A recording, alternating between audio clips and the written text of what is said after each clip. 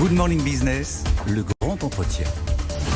Et notre invité ce matin, c'est Nicolas Notebaert, directeur général de Vinci Concessions et de Vinci Airport. Bonjour. Bonjour. Merci d'être avec nous ce matin. On a plein de questions. On va parler des aéroports, on va parler de l'hydrogène, on va parler du transport ferroviaire aussi, puisque vous êtes aussi gestionnaire de l'infrastructure du Tour Bordeaux qui permet de relier Paris à Bordeaux en 2 heures.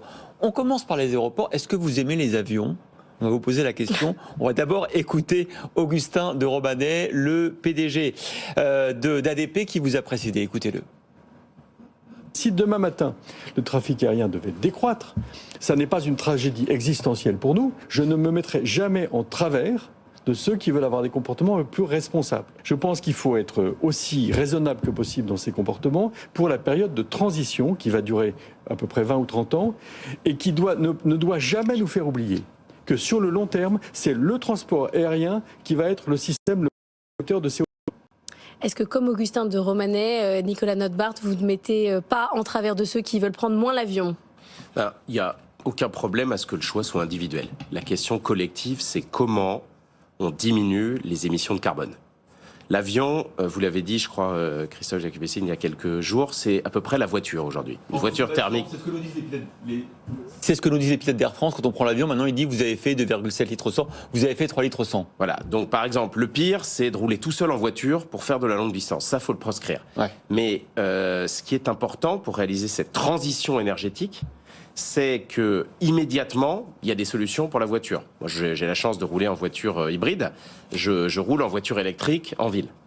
Dans l'avion, ça va prendre un peu plus de temps. Donc, le gros travail pour limiter les émissions des avions, c'est ce que nous faisons dans les aéroports, limiter au maximum nos émissions dans l'aéroport. J'y reviendrai. On est leader mondial de la décarbonation des aéroports. Et ensuite, de travailler à l'avion du futur, ce que nous faisons avec Airbus, pour ce que, au plus tard, en 2035, il y ait les premiers avions à hydrogène vert.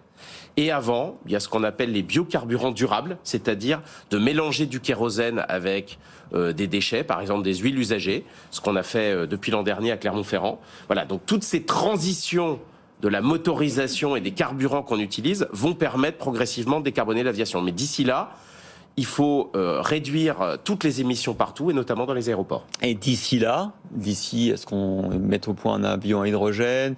Est-ce que le prix des biocarburants diminue ? D'ici là, est-ce que, comme Augustin de Romanet, vous disiez avec vos actionnaires de Vinci, écoutez, si on ne croit pas au cours des prochaines années, c'est pas bien grave.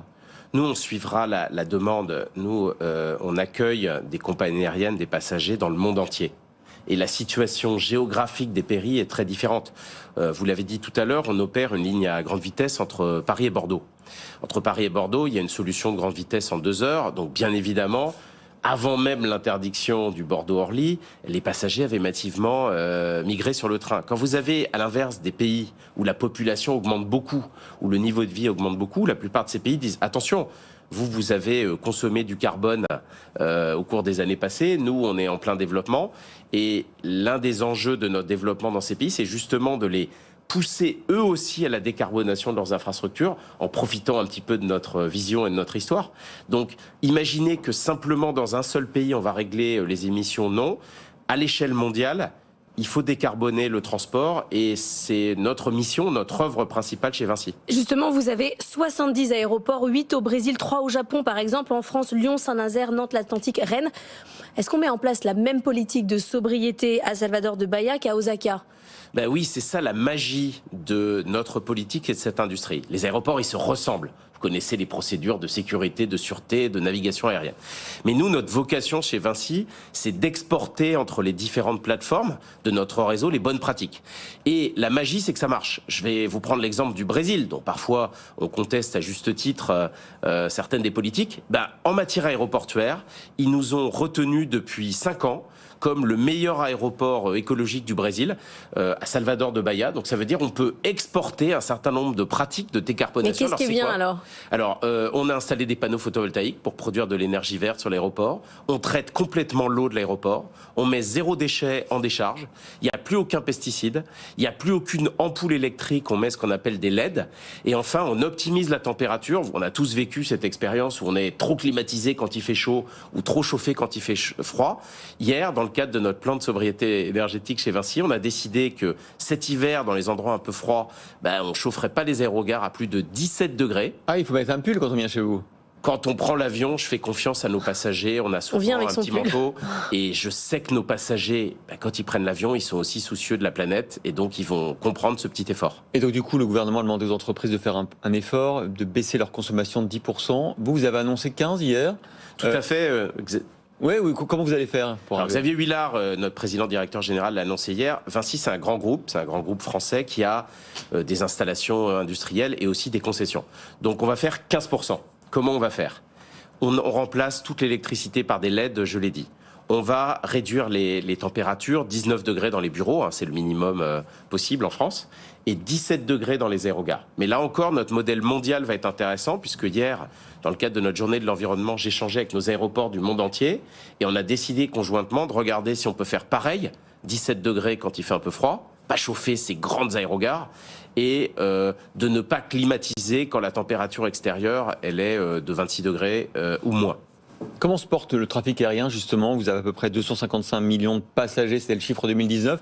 Est-ce qu'on est revenu à ces chiffres d'avant Covid ? Alors ça dépend des régions du monde. Dans les Amériques, notamment Amérique du Nord, Amérique centrale, on a des aéroports qui sont déjà au-dessus de 2019. République dominicaine, Costa Rica pour nous.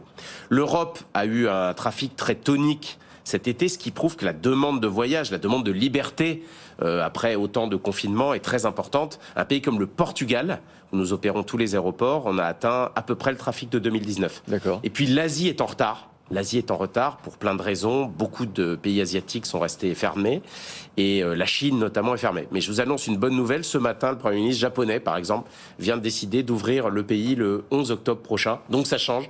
Les Amériques d'abord, l'Europe très fort cet été et l'Asie qui viendra sans doute un peu plus tard. C'est quoi les prochaines cibles pour vous ? Désormais, vous avez donc 70 aéroports. Sur la question des aéroports, où est-ce que vous voulez aller ? Alors, on a acquis 3 réseaux très récemment qui sont symboliques de cette évolution du monde.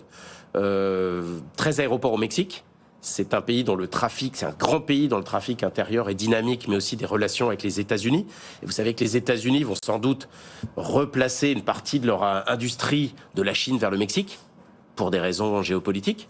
On a remporté les aéroports du Cap-Vert, qui sont des îles au large de l'Afrique. Des îles, ça a besoin d'aviation. C'est un pays à la fois touristique et en plein développement. Et on a été attributaire de l'aéroport de Papeete, Tahiti. On imagine bien qu'on ne peut pas aller à Tahiti sans l'avion. Mais là encore, un programme exemplaire. Ça va être le premier aéroport au monde où on va mettre en place un rafraîchissement par l'eau froide qu'on va aller chercher au fond de la mer. Et donc, pas de climatisation électrique. Un conditionnement par l'eau froide de la mer. Ce sera une première mondiale proposée par Vinci. Alors on parle beaucoup d'hydrogène ce matin, on était avec le patron d'Opium, la voiture à hydrogène. Je ne sais pas si vous croyez à la voiture à hydrogène, mais en tout cas apparemment vous croyez aux avions à hydrogène. Vous êtes dans le fond hydrogène français. Pour faire quoi ? C'est quoi votre vision de cette transformation, ce basculement vers d'autres énergies ?